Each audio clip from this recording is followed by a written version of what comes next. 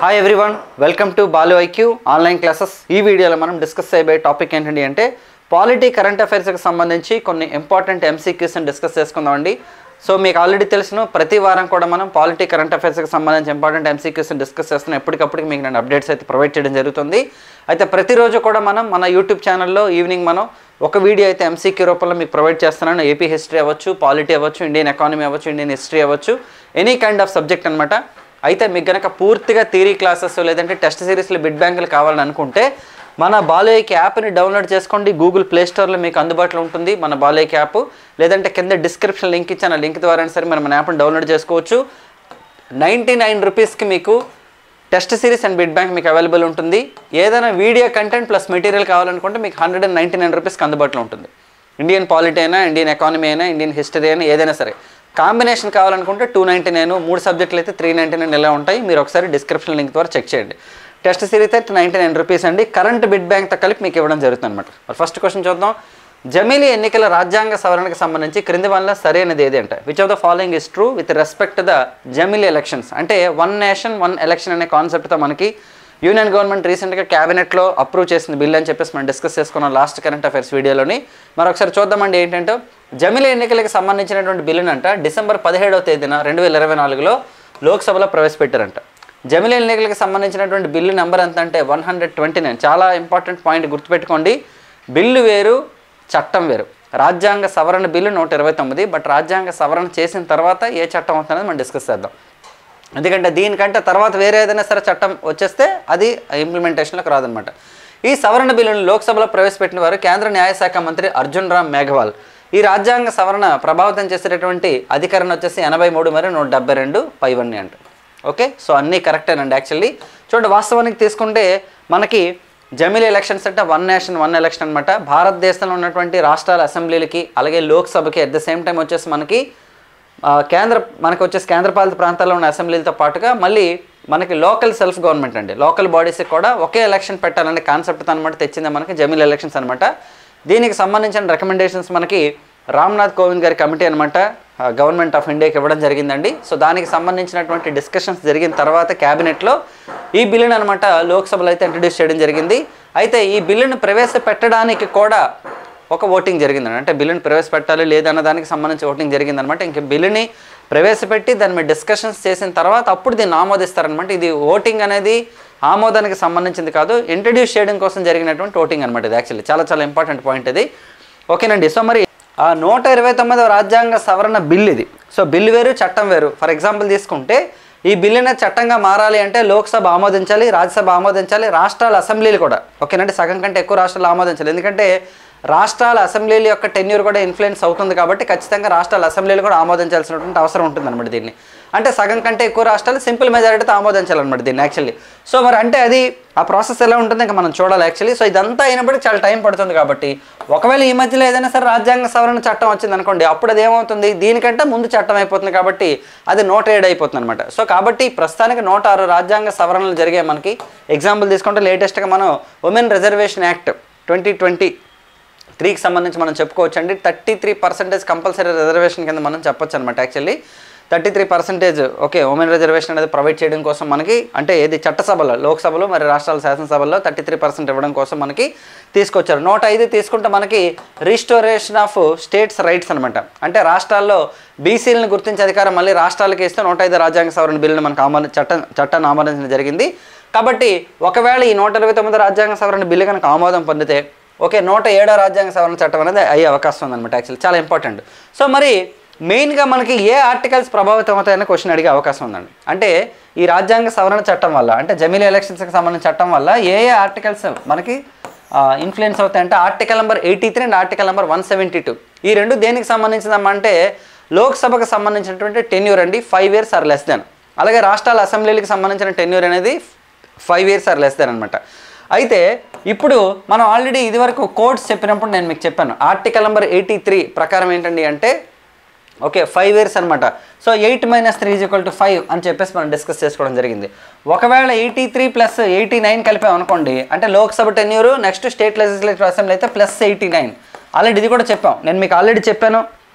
పాలిటీలో articles, amendments, supreme court జడ్జిమెంట్స్తో కలిపి ఒక course ఉంది మన దాంట్లోని. చాలా రోజుల నుంచి ఉంది. అందులో ట్రిక్స్ కూడా చెప్పాను ఎలా గుర్తుపెట్టుకోవాలో. మీకు కావాలనుకుంటే కింద డిస్క్రిప్షన్ లింక్ ద్వారా డౌన్లోడ్ చేసుకొని మీరు ఆ కోర్స్ చూడొచ్చు. ఇక్కడ ఆర్టికల్ నెంబర్ 83, దీనికి ఒక్కదానికైనా ఉందంటే 82 ఆర్టికల్కి కూడా ఉంది. ఎందుకంటే 82 ఆర్టికల్ ఏం చెప్తుంది మనకి, ఓకే, డీలిమిటేషన్ అంటే 10 ఏళ్ళకి ఒకసారి డీలిమిటేషన్ చేస్తారు జనాభా లెక్కల ప్రాతిపదికన. 8+2 = 10, 10 ఇయర్స్కి ఒకసారి అనమాట ఇది. మరి 83 ఆర్టికల్ ఏం చెప్తామా అంటే మనకి టెన్యూర్ అనమాట, లోక్సభ యొక్క పదవీ కాలం. సో 172 ఏం చెప్తుందంటే రాష్ట్రాల అసెంబ్లీల యొక్క పదవీ కాలం. మరి ఇది పదవీ కాలానికి సంబంధించిందే కదా ఈ జమిలీ ఎలక్షన్ బిల్ అనేది. కాబట్టి 83, 172 ఆర్టికల్స్ రెండు కూడా ఇన్ఫ్లుయెన్స్ అవుతాయి. అలాగే ఈ సవరణ బిల్లును ప్రవేశపెట్టిన వారు ఎవరండి అంటే మనకి లా అండ్ జస్టిస్ మినిస్టర్ గారు అయినటువంటి అర్జున్ రామ్ మేఘవాల్ గారు అనమాట. దీన్ని ఇంట్రడ్యూస్ చేయడం అనేది జరిగిందనమాట. చాలా ఇంపార్టెంట్. జమిలీ ఎలక్షన్స్కి సంబంధించినటువంటి బిల్లు కానీ ఏది వచ్చినా సరే నేను మీకు చాలా డీటెయిల్గా నీట్గా ఎక్స్ప్లెయిన్ అయితే చేయడం జరుగుతుంది ఖచ్చితంగా. నెక్స్ట్ క్వశ్చన్ చూద్దామండి. రైట్, ఇక్కడ చూడండి, ఈ బిల్లును ప్రవేశపెట్టడానికి అనుకూలంగా 269 మంది, వ్యతిరేకంగా 198 మంది ఓట్లు వేశారనమాట. ఈ బిల్లుని తీసుకురావడం రాష్ట్రాల హక్కుల్ని కాలరాయడం జరుగుతుంది, ఏదైతే ఫెడరల్ సిస్టమ్ ఉందో దానికి విరుద్ధంగా ఉంటుందని చెప్తే అప్పుడు ఎక్స్ప్లెనేషన్ అయితే ఇవ్వడం జరిగిందనమాట. Actually okay, government of India ఏంటి ఎక్స్ప్లెనేషన్ ఇచ్చిందంటే ఇక్కడ రాష్ట్రాల హక్కుల్ని ఇబ్బంది పెట్టే అవకాశమే ఉండదు.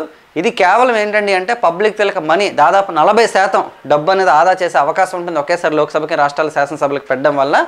సో ఇది క్రియేటివ్గా ఆలోచన చేస్తున్నది ఈ రిఫార్మ్ అనేది. కొంచెం మీరు ఆలోచించండి అని చెప్పేసి రిక్వెస్ట్ చేశారు. ఒకవేళ దీని మీద డీప్ డిస్కషన్ చేయాలని అనుకుంటే మాకు జేపీసీ వేయడానికి ఎలాంటి అభ్యంతరం లేదంటూ 31 మందితో జాయింట్ పార్లమెంటరీ కమిటీని కూడా వేశారు. అప్పుడు ప్రతిపక్షం కూడా సరే అని చెప్పేసి సమర్థించడం జరిగింది. సో కాబట్టి జాయింట్ పార్లమెంటరీ కమిటీ ఇచ్చినటువంటి ఇన్పుట్స్ని బేస్ చేసుకుని తర్వాత చాలా ప్రొసీజర్ ఉందన్నమాట ఈ రిఫార్మ్స్ మీద. ఓకే, ఒక డిస్కషన్ అయితే మనకి చేయడం జరిగిందనమాట. చాలా చాలా ఇంపార్టెంట్ ఇది. ఓకే, అలాగే నెక్స్ట్ చూద్దామండి. 129 రాజ్యాంగ సవరణ బిల్లు ప్రకారం దేశవ్యాప్తంగా అసెంబ్లీ మరియు పార్లమెంట్ అంటే లోక్సభ, గుర్తుపెట్టుకుని రాజ్యసభ రాదు అందులో, నిర్వహించే జమిలీ ఎన్నికలు ఎప్పటి నుంచి నిర్వహించే అవకాశం ఉందంట 2029, 2027, 2034, 2039 అంటే 2034 అండి. సో 2034 నుంచి అవకాశం ఉంది, గుర్తుపెట్టుకోండి. అంతకంటే ముందు లేదా తర్వాత అవ్వచ్చు అనమాట. ఇది జస్ట్ ఏంటంటే ప్రెడిక్షన్, ఇది మనకి డిస్కషన్ అనమాట. అంటే మనకి వస్తున్నటువంటి సమాచారం ప్రకారం తీసుకుంటే 2034 నుంచి పెట్టే అవకాశం ఉందన్నమాట actually. Okay, there is a possibility అనమాట. Okay, 1 nation 1 election will be from 2034. ఎందుకంటే నెంబర్ ఆఫ్ ఈక్వేషన్స్ చూసిన తర్వాత మనకి పేపర్లో ఇచ్చినటువంటి సమాచారం ప్రకారం ఇక్కడ చూడండి 2034 నుండి జరిగే అవకాశం అండి. దేశంలో జమిలీ ఎన్నికలు 2034 నుంచి జరిగే అవకాశం ఉంది. కేంద్ర ప్రభుత్వం మంగళవారం లోక్సభలో ప్రవేశపెట్టిన బిల్లు అంశాలు ఇవే చెప్తున్నాయి. ఓకేనండి, 129 రాజ్యాంగ సవరణ బిల్లు చట్టరూపం సంతరించుకున్న తర్వాత జరిగే సాధారణ ఎన్నికల అనంతరం అంటే చూడండి ఒకసారి ఈ చట్టంగా మారిన తర్వాత ఎప్పుడైతే జనరల్ ఎలక్షన్స్ వస్తాయో దాని తర్వాత ఫస్టే కాకుండా ఇప్పుడు ఎగ్జాంపుల్ 2025 వచ్చేసింది, ఆల్మోస్ట్ 24 డిసెంబర్ అంటే ఈవేళ ఒక 10 రోజుల్లో మనకి 25 వచ్చేస్తుంది. సో 25లో ఇది చట్టరూపం దాల్చింది అనుకోండి. ఫర్ ఎగ్జాంపుల్ 26లో మనకి డీలిమిటేషన్ జరుపుతారు యాక్చువల్లీ. అంటే లోక్సభ మరియు అసెంబ్లీ స్థానాల సంఖ్య పెంపుదల జరుగుతుంది అనమాట యాక్చువల్లీ పాపులేషన్ ప్రకారం. ఓకేనండి, సో కాబట్టి ఆ తర్వాత 33% ఉమెన్ రిజర్వేషన్ని కూడా కన్సిడరేషన్లోకి తీసుకొని అప్పుడు జమిలీ ఎలక్షన్స్కి వెళ్తారనమాట. కాబట్టి 29 వచ్చినప్పటికీ ఇవన్నీ జరగాలంటే కొంచెం టైం పడుతుంది. కాబట్టి సో 34 నుండి మేబీ ఇది ఇంప్లిమెంట్ చేయొచ్చు. ఓకేనండి, అప్పటికి ఏవైతే 34 కల అసెంబ్లీలు ఏవైతే ఉంటాయో సో ఒకవేళ టైం అయిపోయిన వాటికి పార్లమెంట్ ఎన్నికలతో కలిపి పెట్టే ఉద్దేశం ఉంటే ఒక 6 నెలల్లో 1 ఇయర్ టైం ఉంటే అక్కడ ప్రెసిడెంట్ రూల్ పెట్టడం కానీ లేదంటే అక్కడ శాసనసభలు పొడిగించడం కానీ లేదంటే కొన్నిటిని ముందు రద్దు చేయడం కానీ కొన్ని చర్యలు తీసుకున్న తర్వాత 34లో అయితే బాగుంటుందని చెప్పేసి ఎక్స్పెక్టేషన్స్ ఉన్నాయన్నమాట. నేను మీకు ఇది ప్రొవైడ్ చేస్తాను, you can read it clearly. Okay, next చూద్దామండి. గ్రామ న్యాయాలయాల ఏర్పాటుకి సంబంధించి దేశమంతా ఒకే చట్టం వర్తించదని మీరు అడగచ్చు సార్. జాయింట్ పార్లమెంటరీ కమిటీ గురించి చెప్పలేదండి. జాయింట్ పార్లమెంటరీ కమిటీకి చైర్మన్ నేను అపాయింట్ చేయలేదు. వన్స్ చైర్మన్ అపాయింట్ చేసిన తర్వాత డెఫినెట్లీ నేను మీకు చెప్తాను, మోస్ట్లీ అందులో ఎవరైతే సీనియర్ మెంబర్ ఉంటారో వాళ్ళు చైర్మన్గా ఉండే అవకాశం ఉంది. అయిన తర్వాత మళ్ళీ మనం వేరే కరెంట్ అఫైర్స్ కూడా చేస్తాం కదా, వీక్లీ 2 అయితే ఇస్తున్నాను పాలిటీ కరెంట్ అఫైర్స్, మీకు అందులో నేను ప్రొవైడ్ చేస్తాను. ఓకేనా. గ్రామ న్యాయాలయాల ఏర్పాటుకి సంబంధించి దేశమంతా ఒకే చట్టం వర్తించదని, రాష్ట్రాన్ని బట్టి మార్పులు ఉంటాయని సుప్రీంకోర్టు తెలిపింది. అయితే గ్రామ న్యాయాలయాల చట్టం ఏ సంవత్సరంలో అమల్లోకి వచ్చింది, ఏ సంవత్సరంలో చేశారట. ఓకే, చూడండి గ్రామ న్యాయాలయాలు అనేవి చాలా చాలా ఇంపార్టెంట్ అండి. సో మరి న్యూస్లోకి వచ్చింది కాబట్టి ఎప్పుడు పాలిటీ ఎలా ఉంటుంది అంటే ఏదైనా న్యూస్లోకి వస్తే దానికి రిలేటెడ్ స్టాక్ అడిగే అవకాశం ఉంటుంది, ఎక్కువ స్టాటిక్ పార్ట్ అడుగుతాడు అనమాట, కరెంట్ డేటాను బేస్ చేసుకుని. మీరు రీసెంట్గా వచ్చే పేపర్లన్నీ తీసుకుంటే కూడా మీరు అదే స్టడీ చేయొచ్చు అనమాట. సో అందుకని నేను మీకు క్వశ్చన్ ఇలా ఇవ్వడం జరిగింది. మరి చూద్దాం ఒకసారి గ్రామ న్యాయాలయాల చట్టం ఎప్పుడు వచ్చింది. 2005, 2006, 2007, 2008 అంటే 2008లో వచ్చిందండి. ఒకసారి దీనికి సంబంధించిన న్యూస్ ఏంటో చూద్దాం మనం. చూడండి ఇక్కడ గ్రామ న్యాయాలయాల ఏర్పాటుకు ఒకే విధానం ఉండదు, ఎందుకంటే ప్రతి రాష్ట్రానికి డిఫరెంట్గా ఉంటాయి. ఒక్కొక్క స్టేట్లో ఉన్నటువంటి కండిషన్స్ని బట్టి అక్కడ గ్రామ న్యాయాలయాల ఏర్పాటు ఉంటుంది తప్ప దేశం మొత్తం ఒకే చట్టం ఎప్పుడూ వర్తించదు అని చెప్పేసి క్లియర్ కట్గా సుప్రీంకోర్టు చెప్పిందనమాట. ఒకసారి చూద్దాం దానికి సంబంధించి. గ్రామ న్యాయాలయాల ఏర్పాటుకి సంబంధించి దేశం మొత్తానికి ఒకే విధానం ఉండబోదని సుప్రీంకోర్టు బుధవారం స్పష్టం చేసింది. రాష్ట్రానికి మధ్య పరిస్థితులకు తగినట్లుగా వేరువేరుగా ఉండొచ్చని చెప్పింది. సామాజిక ఆర్థిక ఇతర ఇబ్బందులతో ఏ ఒక్కరూ న్యాయానికి దూరం కాకూడదు అనే ఉద్దేశంతో క్షేత్రస్థాయిలో గ్రామ న్యాయాలయాల ఏర్పాటు కోసం 2008లో పార్లమెంట్ చట్టం చేసింది. చూడండి, గ్రౌండ్ లెవెల్లో ఎవరికి కూడా జస్టిస్ అనేది ఓకేనండి ఇబ్బంది రాకూడదన్న ఉద్దేశం అనమాట. 2008లో మనకి ఈ చట్టం అయితే పార్లమెంట్ తీసుకొచ్చింది. గ్రామ న్యాయాలయాల ఏర్పాటుపై కేంద్ర రాష్ట్ర ప్రభుత్వాలకు ఆదేశాలు ఇవ్వాలంటూ దాఖలైన పిటిషన్ను justice B R Gavai, justice K Viswanathan ధర్మాసనం విచారించింది. ఈ సందర్భంగా వాటి ఏర్పాటు కోసం ఒకే తీరు ఒకే విధానం ఉండబోదని చెప్పేసి చెప్పిందనమాట ధర్మాసనం. ఈ సందర్భంగా దేశ రాజధాని ఢిల్లీలో గ్రామ పంచాయతీలు లేనందున ఢిల్లీలో గ్రామ న్యాయాలయాలు ఏర్పాటు అవసరం లేదని పేర్కొందనమాట. ఎందుకంటే ఢిల్లీలో పంచాయతీరాజ్ సిస్టమ్ లేదు వాస్తవానికి.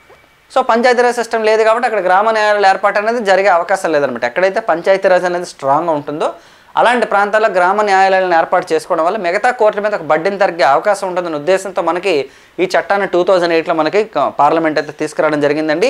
సో ఖచ్చితంగా ఇది మనకి న్యూస్లోకి వచ్చింది కాబట్టి సో ఆ చట్టం ఎప్పుడు చేశారని అడిగే అవకాశం ఉంది. సార్ చట్టం ఎప్పుడు చేశారని అడుగుతారంటే అడుగుతారు. వరకట్న నిషేధ చట్టం ఎప్పుడు అమల్లోకి వచ్చిందని అడిగింది ఎగ్జామ్లో మనకి. ఓకేనండి, బిట్ వచ్చింది కాబట్టి ఇది అడుగుతారు, ఇది అడగరని మనకి ఏం ఉండదండి.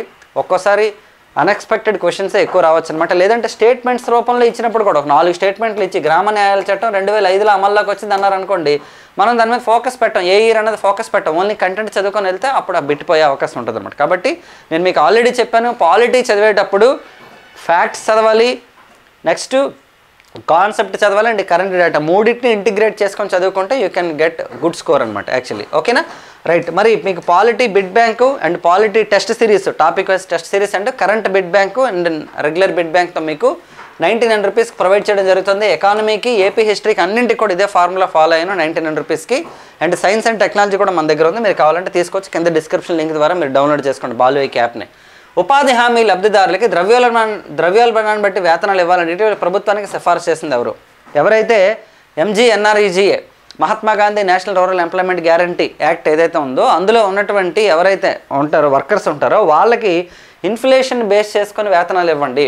ఎందుకంటే ఎప్పుడో పాత వేతనాలు కాకుండా ప్రస్తుత ద్రవ్యోల్బణం ఏ విధంగా ఉందో దాన్ని బట్టి ఇస్తే వాళ్ళకి బాగుంటుంది, మనకి పావర్టీ అనేది తగ్గే అవకాశాలు ఉంటాయని చెప్పేసి ఎవరు రికమెండ్ చేశారు? సుప్రీంకోర్టు చెప్పిందా లేదా పార్లమెంట్ చెప్పింది? పార్లమెంటరీ స్థాయి సంఘం స్టాండింగ్ కమిటీ చెప్పిందా లేదా నీతి ఆయోగ్ చెప్పిందా లేదా కేంద్ర ఆర్థిక సంఘం చెప్పిందంటే పార్లమెంటరీ స్థాయి సంఘం చెప్పిందండి. ఇదే కాకుండా ఇంకొక పాయింట్ కూడా చెప్పింది చూడండి, ఉపాధి హామీ లబ్ధిదారులకు ద్రవ్యోల్బణాన్ని బట్టే వేతనాలు ఇవ్వాలి. ఓకేనండి, వేతనాలు అనేవి అంటే వేజెస్ ఏవైతే ఉంటాయి డైలీ వేజ్ అంటే ఏవైతే వేజెస్ ఉంటాయో 100 డేస్ వర్క్ ఇస్తారు కదా, 100 డేస్ వర్క్లో వేజెస్ అనమాట బేస్డ్ ఆన్ ఇన్ఫ్లేషన్ ఇమ్మని చెప్పింది. చూడండి, ఆధారిత చెల్లింపుల వారధి ABPS అండి, అంటే ఆధార్ బేస్డ్ పేమెంట్ సిస్టమ్ అనమాట. దీని ద్వారా ఏదైతే మహాత్మా గాంధీ జాతీయ గ్రామీణ ఉపాధి హామీ పథకం లబ్ధిదారులకు వేతన చెల్లింపును తప్పనిసరి చేయకూడదని ప్రత్యామ్నాయ మార్గాలు కూడా అంటే ఆధార్ కార్డుని బేస్ చేసుకొని ఓకే చెల్లింపులు చేస్తారనమాట వాళ్ళకి, అంటే పనిలో ఒకసారి పార్టిసిపేట్ చేసింది లేదని బట్టి. సో ఇది ఒక్కటే కాదు, ఒకవేళ ఆధార్ కార్డు లేని వాళ్ళు ఉన్నప్పటికీ లేదంటే ఏమైనా టెక్నికల్ ఇష్యూస్ ఉన్నప్పటికీ కూడా వేరే ఆల్టర్నేటివ్ సోర్స్ ద్వారా కూడా ఇవ్వండి అని చెప్పడం జరిగిందండి. చెప్తే ఎవరు చెప్పారు? గ్రామీణ అభివృద్ధి మరి పంచాయతీలపై ఏర్పాటైనటువంటి పార్లమెంటరీ స్టాండింగ్ కమిటీ. మీ అందరికీ తెలిసిన స్టాండింగ్ కమిటీలు చాలా చాలా ఇంపార్టెంట్, అందులో one of the parliamentary standing committees అనమాట రికమెండ్ చేసిందండి. దీంతో పాటుగా ఏం చెప్పారంటే ABPSను జనవరి 1 నుంచి తప్పనిసరి చేశారు రీసెంట్గా తీసుకుంటాం మనకి. ఓకేనండి, జనవరి 1 నుంచి కంపల్సరీగా ABPS ద్వారానే పేమెంట్స్ చేయాలండి. సో దాన్ని కన్సిడరేషన్లోకి తీసుకోవద్దు, ఆల్టర్నేటివ్ సోర్సెస్ కూడా చూడండి అని చెప్పేసి చెప్తూ ఏం చెప్పిందంటే ఉపాధి హామీ పథకానికి ద్రవ్యోల్బణాన్ని పరిగణలోకి తీసుకొని వేతన రేట్లు ఇవ్వండి అని చెప్పేసి కూడా చెప్పడం జరిగింది. 2 పాయింట్లు చెప్పడం జరిగింది. ఒకటి ABPSని కంపల్సరీ చేయొద్దు, ఆల్టర్నేటివ్ సోర్సెస్ చూడండి అని చెప్తూ ఇంకోటి ఏం చెప్పారంటే ఇన్ఫ్లేషన్ని కూడా ఓకే కన్సిడరేషన్లోకి తీసుకొని ఇవ్వండి అని చెప్పారండి. అండ్ ఇంకోటి తీసుకుంటే చట్టపరమైనటువంటి ఓకే MSPని ఇవ్వాలి, పంటలకు చట్టపరంగా కనీస మద్దతు ధర నిర్ణయించి దాన్ని తప్పనిసరిగా అమలు చేయాలని వ్యవసాయం పాడి ఆహార ప్రాసెసింగ్పై పార్లమెంటరీ స్థాయి సంఘం రికమెండ్ చేస్తుంది. ఓకేనండి, కాంగ్రెస్ పార్లమెంటు సభ్యుడు చరణ్జిత్ సింగ్ ఓకేనండి చన్నీ నాయకత్వంలో ఈ సంఘం పార్లమెంట్కి నివేదిక సమర్పించింది. అంటే నెంబర్ ఆఫ్ స్టాండింగ్ కమిటీస్ ఉన్నాయి కదా మనకి, అందులో ఈ 2 కమిటీలకు సంబంధించి న్యూస్ వచ్చింది కాబట్టి మేబీ క్వశ్చన్ అడిగే అవకాశం ఉందన్నమాట యాక్చువల్లీ. నెక్స్ట్ చూడమ్మా, ఆల్రెడీ చెప్పాం పార్లమెంటరీ స్టాండింగ్ కమిటీస్ గురించి మన ప్రీవియస్ వీడియోస్లో. భారత రాజ్యాంగాన్ని రచించి 75 సంవత్సరాలు ముగిసిన సందర్భంగా పార్లమెంట్లో రాజ్యాంగంపై 2024 డిసెంబర్లో ఏ తేదీలో చర్చ జరిగింది? రీసెంట్గా మనం తీసుకుంటే 1949 నవంబర్ 26న మనకి రాజ్యాంగాన్ని ఆమోదించడం జరిగిందనమాట. ఆ తర్వాత ఓకే మనకి 1950 జనవరి 26 నుంచి కూడా మనకి రాజ్యాంగం అనేది అమల్లోకి వచ్చింది. అయితే అమృతోత్సవ ఉత్సవాలు కూడా మనం చేసుకోవడం జరిగింది. అయితే వీటన్నింటికి సంబంధించి కనుక మనం అబ్జర్వ్ చేసినట్లయితే రాజ్యాంగం మీద డిస్కషన్ జరగాలి అని చెప్పనమాట విపక్షాలు అడిగినప్పుడు ఓకే ఒక డేస్ని అంటే ఒక 2 రోజులు అనమాట కేటాయించింది గవర్నమెంట్, అంటే పార్లమెంట్ అనమాట చెప్పింది, ప్రభుత్వం అనమాట పలానా తేదీలోనే డిస్కషన్ కూడా జరిగింది. ఆల్రెడీ 7 తేదీల్లో జరిగింది. చూద్దాం 17, 18, 15, 16, 16, 17, 14, 15 అండి. దీని మీద క్వశ్చన్ వచ్చే అవకాశం ఉందండి గ్యారంటీగా. లోక్సభలో ఒకరోజు, రాజ్యసభలో ఒకరోజు బిల్ అంటే డిస్కషన్ చేశారనమాట. చూడండి ఏ తేదీలు అంటే డిసెంబర్ 16, డిసెంబర్ 15 డిస్కషన్స్ జరిగాయండి. December 16, December 17. మరి ఇక్కడ 75 ఏళ్ల భారత రాజ్యాంగంపై లోక్సభలో చర్చ జరిగింది, రాజ్యసభలో కూడా చర్చ జరిగిందనమాట. చూడండి కొద్ది రోజులుగా వాయిదాల పర్వం కొనసాగిన లోక్సభలో శుక్రవారం సుదీర్ఘంగా సంవాదం కొనసాగింది. 70 ఏళ్ళ భారత రాజ్యాంగంపై దివ్య పదంపై ప్రారంభమైన 2 రోజుల చర్చ అధికార విపక్ష పార్టీలు పదునైన ప్రసంగాలతో వేడెక్కింది. ఇక్కడ ఏంటండి అంటే మొత్తం అన్ని డిస్కస్ చేశారనమాట. ఫ్రమ్ 1950 దగ్గర నుంచి ఇప్పటి వరకు జరిగిన విషయాలన్నీ కూడా అపోజిషన్ పార్టీలు అండ్ గవర్నమెంట్ తరపు వాళ్ళందరూ కూడా డిస్కస్ చేశారండి.